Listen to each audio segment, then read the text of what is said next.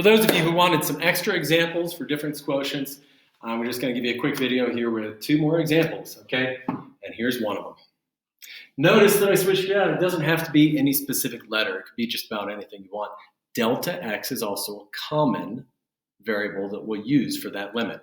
And it is somewhat disconcerting because when you square something like this, it just gets a little weird. So anyhow, let's do the same steps we normally would. Germ DOS. We're going to use the order of operations and just go through this work quickly.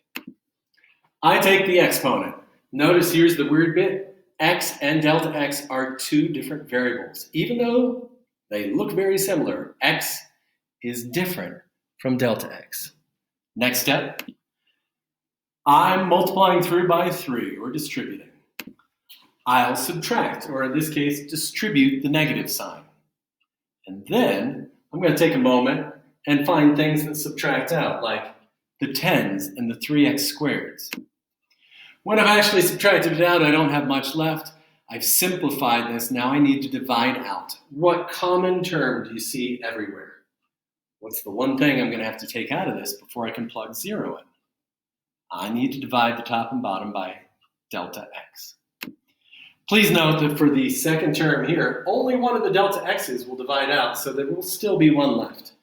That means when I plug in delta x equals 0, basically this second term is going to wind up being 0.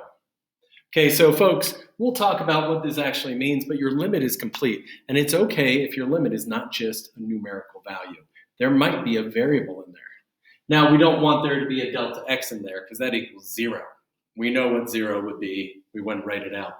But to have a different variable there for your final solution, that's absolutely okay. As a matter of fact, when I'm working this, please don't think that you have to do everything, one little painful step at a time. If I was doing this on my own, here's what it might look like.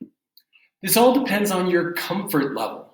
How good are you at basic math? How likely are you to make little dumb mistakes?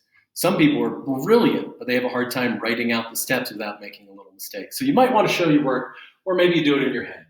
I foiled in purple because I'm pretty good at math. Who figured? I also distributed by 3. I'm just like, okay, I know how to foil this, and I'm going to multiply everything by 3 as we go. And then just so I don't have to write it out again, I'm going to subtract or distribute that negative sign right there.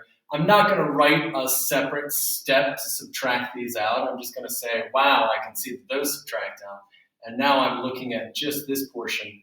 I would go right down here and say 6x plus 3 delta x when I divide out, and I get my answer a little bit quicker. I'm lazy, but you can only be lazy if you're smart or you're good at math. So you determine the speed and the steps that it takes you to go through one of these problems. Okay, here's my final example. Now this final example is much like the others. I changed the letter to be C instead of H or delta X. H and delta X are the most common. But the only reason I brought this one up, it's the same setup. You're still going to take the exponents first, you're going to distribute, you're going to subtract. In fact, most of it will look like this. The question is, distributing, subtracting, that's easy. The question is, how many of you remember how to cube things?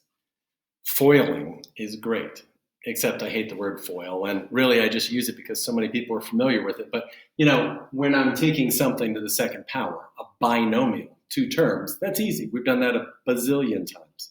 When you have 3 of them, it gets a little harder. Maybe you haven't memorized that.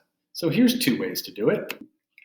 Method 1, you can really just distribute it twice. I'm going to foil these or distribute that. And then I'm going to do the larger one, which takes a couple steps. Note 2 things. I organize them by the types of variables we have. X squared c's here, xc squareds in this column, and c cubes. A column for everything makes it easy for them to add up. But here's the method I prefer. I prefer using Pascal's triangle. So if you've never seen Pascal's triangle before, you're not going to learn it in this 30-second blurb. But if I'm looking at cubing something, I'll take the 3rd row coefficients, and then I'll put all the different variable combinations in here. And we'll try and go through some of this in class, but it's a quick and easy way if you have something then more to the second power. Plug it in.